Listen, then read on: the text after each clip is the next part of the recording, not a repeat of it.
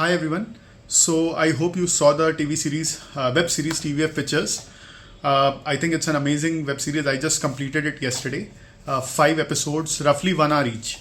So, and by the way, it has been highest rated, one of the highest rated on IMDb. I saw the rating was 9.1 out of 10. So, in this video, I wanted to discuss 5 lessons, business lessons in general, which I learned from TVF Pitchers, and I wanted to share with all of you. So let's begin. First, don't celebrate too early. I think Naveen, Yogi and Mandal, they did a big mistake of celebrating their fundraising too early.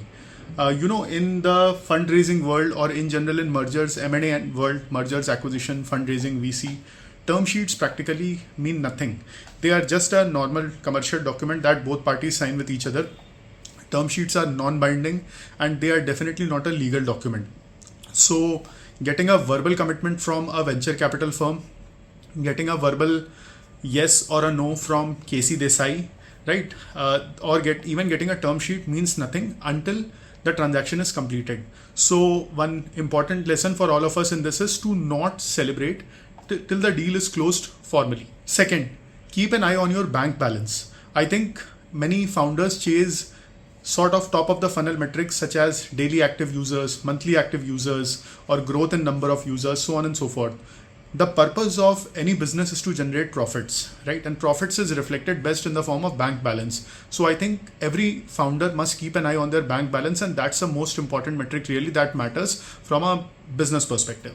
So I think Naveen was negotiating terms with Prachi and other investors when they just had 15 days of bank balance, right? That is something no founder should do. At such critical stages, it is best to not chase valuation and just go for whatever best you are getting, because any problems here and there might lead to company completely getting shut, and which is what they almost reached that stage. Third, co-founder issues are very difficult. I myself had a co-founder exit back in August 2018. So it is best to have co-founder agreements signed in which each founder has a lock-in of at least 3 to 4 years, best if 5 years, and then their shares start vesting after at least 3 years of time frame. This means that if someone leaves before 3 years, they literally get nothing. In terms of shares, they get zero. So, and it should be the case. While you may argue that no, the founder who left after 1.5 years, they also contributed for 1 year, they should get something. I think that's not true. That's not right. That's not the right approach, because any startup takes a minimum of 3 years to get to a certain stage. Anything before that, it's all effort without an outcome. So every founder should be locked in for at least 3 to 4 years of time frame. Fourth, great customer experience is very important. We all saw that Alpha One had raised $40 million worth of funding, but they still lost the deal from KC Desai eventually because of the poor customer experience. So it is very important that as a business, you focus on your customers rather than just chasing fundraising, because customers are the ones who eventually give you money. Everyone else gives money, which is investors, for example, they give their money to get it back in the form of higher returns. Last, hiring right people in the team is very important. So we all saw that when Mandal announced that they have barely 15 days of runway left in the bank, there were some 3 to 4 members in the team who were willing to support them even at that time.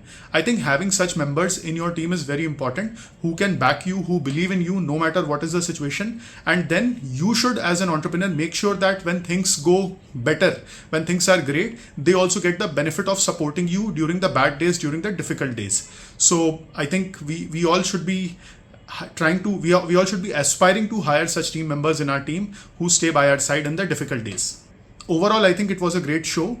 There were many areas where obviously what they have shown is not reality, but then it's for the purpose of fun and entertainment anyway. So it doesn't matter. I think I really enjoyed watching the show. Lots of lessons, and the producers of the show have done a brilliant job in showcasing the realities of entrepreneurship.